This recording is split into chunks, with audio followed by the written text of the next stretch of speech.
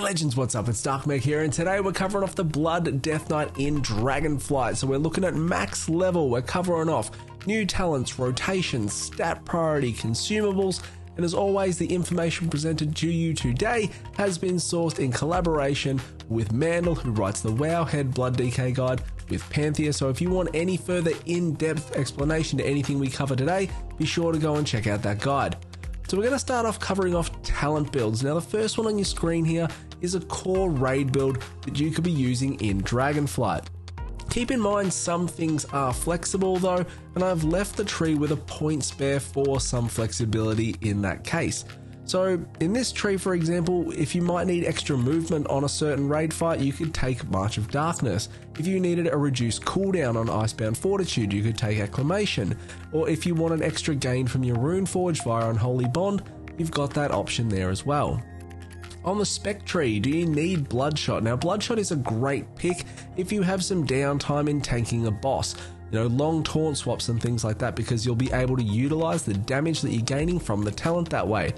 If it's not possible, then it's actually quite a wasted talent and you could go somewhere else. Do you need Purgatory? Do you need Rune Tap? Do you need Gorfiend's Grasp? There are point moves that you can do here pending on your situation.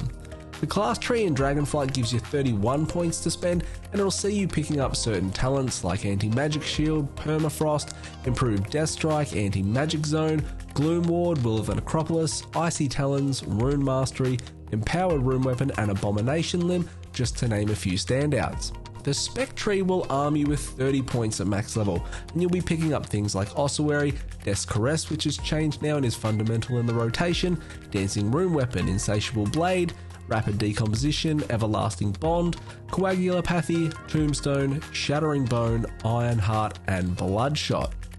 So that's a raid build that you could be using. For the Mythic Plus side of things, and keep in mind as well, obviously as the season gets going, some of these things can change, and as they do, I'll update it in the comment below, and most likely if things get so overwhelming, I'll make another video.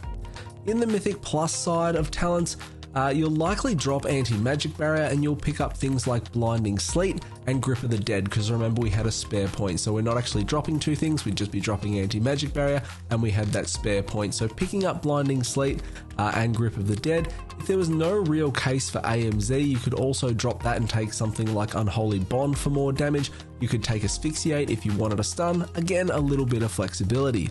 In the spec tree, you'll likely be dropping out Foul Bulwark, Ironheart, and Reinforced Bones, and then you'll be picking up Heartbreaker, Leeching Strikes, and Blood Tap. And then you do have this freedom point again at the end here, so do you want Rune Tap for an extra CD? Do you want Gorfiend's for an extra mass grip? If there is no specific case for this, you could just stick the point in Bloodworms for a little bit of extra passive damage. You might not require Purgatory, which also gives you another flexible point in this case, so a little bit of movement in Blood's tree, which is really cool. We're moving into the rotation now, which has changed significantly from Shadowlands to Dragonflight if you are returning. If you were playing pre-patch, you at least got to test out and get a feel for what it's like now. So the opener in Dragonflight at max level is going to be Death's Caress whilst you are running in. Remember, this generates Bone Shield charges now. You're going to drop Death and Decay, Empower Rune Weapon, Raise Dead, and Dancing Rune Weapon. Then Blood Boil, Tombstone, Heart Strike, Death Strike. If you are in a AoE situation of 4+ targets, Blood Boil. Otherwise, Death's Caress, and then Death and Decay once your first one has faded. Now the idea with this opener is to ensure that you are in Death and Decay straight away for the extra haste and damage that you're leveraging.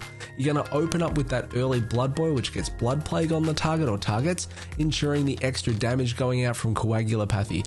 And then you're going to see this massive burst come in your opening few globals once you hit Tombstone and you get the explosion in Death and Decay via Shattering Bones. Now your rotational priority from here is to not let Bone Shield drop. This is really important still, same as it's always been. You're going to be using Death's Caress though to keep your stacks up here. You want to keep Icy Touch and Coagulopathy buffs up as often as you can. You don't want to let these drop, and the way you do that is by using Death Strike every 6 seconds. You still want to make sure that you're using Death Strike to avoid capping out on runic power, but make sure you're hitting DS every 6 seconds or less to keep those two buffs active. You want to keep Death and Decay up. The only condition here is not overriding the current Death and Decay that you have down. As soon as it fades and the moment you have a charge, drop your next Death and Decay. Death and Decay is hugely important in our rotation now due to how much damage we leverage from it. I can't stress that enough. You're going to be using Dancing Rune Weapon, Empower Rune Weapon, and Raise Dead on cooldown. You want to use Tombstone on cooldown also, based around 3 conditions. Number 1 is that Dancing Rune Weapon is on cooldown. Number 2 is that you're going to consume 5 charges of Bone Shield and gain 20 seconds of cooldown in doing so. And the third one is that you are currently standing inside your Death and Decay for the Shattering Bones damage.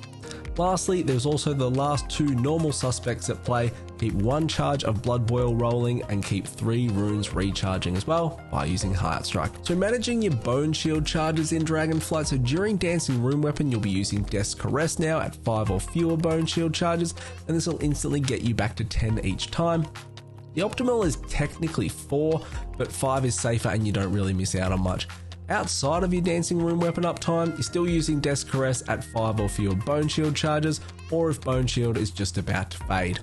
And just before Dancing Rune Weapon comes off cooldown, try and be at under 5 bones or under 3 bones if you're going to be playing A-Bomb Limb and Dancing Rune Weapon. Talking about the stat side of things now in Dragonflight, this is the best news about Dragonflight in regards to secondary stats. They are closer than ever. So this is really good. The more you have of one, the stronger the others become. A general guide to go off is item level as always, haste, mastery, crit, and versatility. Mastery now provides a tremendous value against physical damage attacks due to its synergy with Ironheart and Gloomward in Dragonflight, and this makes it a much more attractive stat than it ever was in Shadowlands, so just keep this in mind. Finishing up with Consumables, so we have Phials in Dragonflight replacing Flasks. Now Mythic Plus wise, you're going to go with Phial of Eye of the Storm. For Raid, you're looking at Phial of Static Empowerment if there is minimal movement. If there is a lot of movement going on, you'd probably go with Phial of Elemental Chaos. Food wise, Feasts are always going to be your best option. There are 3 options in Dragonflight. Banquet of the Kalak or similar, a Hoard of Draconic Delicacies, and Yasar's Hearty Stew.